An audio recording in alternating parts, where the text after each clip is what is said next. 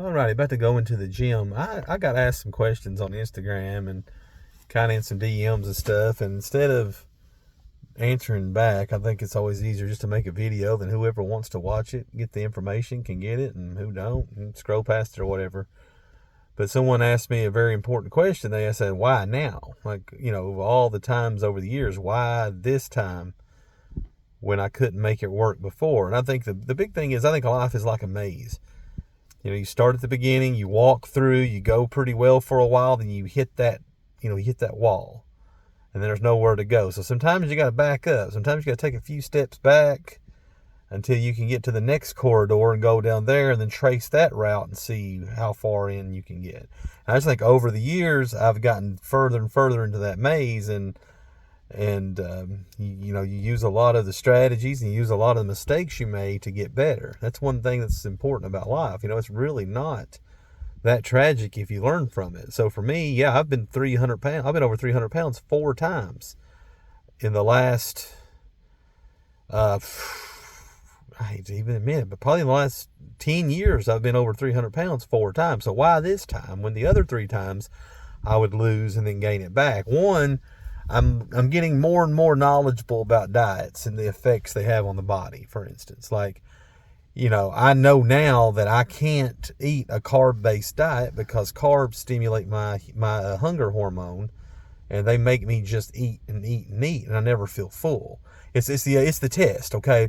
A large pizza has probably 2,500 calories. A chicken breast, 100, 120, give or take. So you sit down a large pizza, you sit down 20 chicken breasts. How many people can eat that large pizza? How many people can eat 20 chicken breasts? So it's that thing where things you eat stimulate that hunger hormone, and it makes you just want to eat all day long. I remember, when I was 311 pounds, like all day long, in between every house, I constantly felt like I had to stop and get something to eat. I mean, I could have just went to Wendy's and got a double, a large fry, a Frosty, and a large Coke.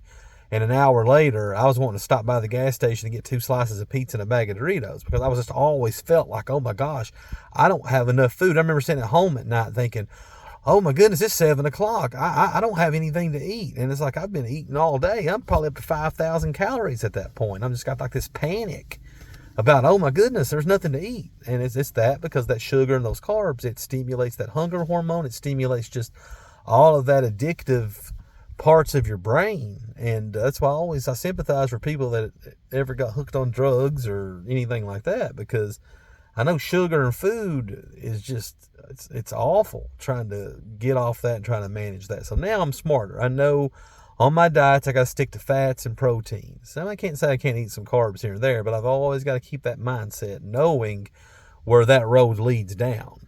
So with fats and proteins, they suppress my hunger hormone. So there's some days taking 2,000 calories is tough. So I know now, diet-wise, what I have to do. So my plan is, what I'm hoping to implement is, when I get down about 20 more pounds, when I get down about 200 pounds, I would like to be able to, one day a week, like on Sunday, NFL comes on, whatever, I'd like to be able to go and like get some pizza, get some French toast, eat a couple of bags of microwave popcorn or whatever, and then Monday morning, get back perfect on my diet Monday through Saturday, and then just weigh every day like I do and see how that works. That's another big thing I do, and some people will think it's obsessive, but I weigh every single day, because what that does, when you weigh in the mornings, it holds you accountable every evening, because I got to get up and weigh in the morning. So it's 9 o'clock at night. I'm not really hungry, but I'm flipping through the TV, and it's like, man, it would be awesome to get something to eat right now. But then that scale's coming in the morning, and you think, okay, is it really worth it? How bad do I want this? So most of the time, every time here on this run, I go on to bed, because you're not going to starve to death. You've eaten plenty for the day. You're good. It's just you got to get out of that eating out of boredom thing. So when people ask why now, it's a long answer to that question, but I realized I was lying to myself, because I have this big performance thing. Well, I can run a half marathon. I don't care if I'm fat. I can run a half marathon. How many people can do that? How many 260-pound guys can run a half marathon? Blah, blah, blah, blah. And Yeah, I mean, a lot of that's true, and there's nothing wrong with that. I mean, if you're happy, that's all that matters. But if you saw my last video, I clearly was not happy. And I just, there's something inside of me that's not okay with being, what I consider average. And for me, average is that. Average is 260, running a half marathon, occasionally being able to ramp up to a marathon or whatever. But I know that I have so much more. That's like, I always used to make this statement that I'm not an athlete, but really that's stupid because I am an athlete. I've never been in shape to see what my potential as an athlete could be. But there's athletes in all sorts of different fields. Would I ever be a great basketball player? Probably not. 5'7", not very, I'm not athletic in that way, but, running is athletic. Cycling, that's athletic. Lifting weights is athletic. So anyway, I used to sell myself short by saying I'm not an athlete, but am I? I think so. But like I say, it's more being out of shape. It's like I see people my age and a little bit older all the time hollering about, oh, I've gotten old. Oh, my body hurts. So it's not your age. It's the crap you're putting in your body. Those sugars raise your inflammation markers. They make you hurt. Trust me. I mean, I'm saying all this from experience. The inactivity, your body is meant to be in motion. I don't know how many times I hear people say, oh, that running's bad for your knees. No, sitting around doing nothing is bad for your knees. Running is great. Running is, if you're going to get osteoarthritis, you're going to get osteoarthritis. The running is not going to make it worse. Honestly, I think it can prolong your knee health and your joint health, to be completely honest. That's just my opinion, but that's what I think. I've never had any knee or hip problems to this point.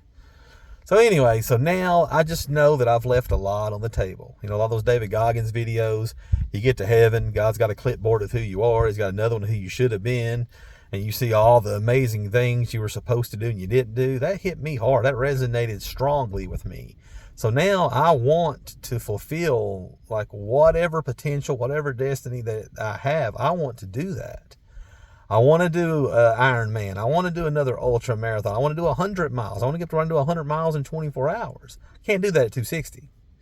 So in order for me to be successful in my goals, I've got to put in the discipline, put in the work, put in the consistency, and not have any more of these fall-offs. Because, the energy I've put into going from 310 to 220, which I was today, imagine if I'd have put in this level of energy when I was already 235 last spring. And so I try to get out of those what ifs because they can drive you crazy, because, you have to forgive yourself and you have to just get back in the fight. But you have to learn from those mistakes. This is a lifetime thing. You can't do it because I want to find a girlfriend, so I'm going to get really hot and really in shape. And then when I get a girlfriend, it's happened many a times to me. I want to get in shape for this marathon. As soon as the marathon's over with, I want to take a month off. Done it a many times, and I don't. And that has to stop. I see where those roads lead. I see where my mental health goes. I see where my physical health goes. I got a great sample size of how I felt in shape, how I felt out of shape, and there's no question which one I want to be. And even then, I really wasn't in shape. I was 250, 255. I wasn't in shape. I was able to do in shape things, but I wasn't in shape. So I'm excited to see what I'm going to be capable of when, for the first time, I'm in shape. So anyway, that answers that question. So if you want to get in shape, first thing you got to do is the diet. Diet is truly 80%. I tried my butt off to outwork a bad diet, and it'll leave you injured and heartbroken. So just get off the sugary drinks, get off the fast foods, get off the starch, get off the junk food. You have to do it. There's no easy way to do this. You have to be 100% all in. You can't be 1 foot in, 1 foot out. You either want it or you don't. And that's from a man of a lot of failures and a lot of experience. But anyway, long video, but I hope that answered the why. Because, I want to see what I'm capable of. And I'm 43 years old. I got to get to it. And I don't have a lot of room left to keep failing. I don't want to be trying to do these 100-pound weight losses when I'm 55 years old. I want to get it done now. So anyway, that's the answer. That's the video.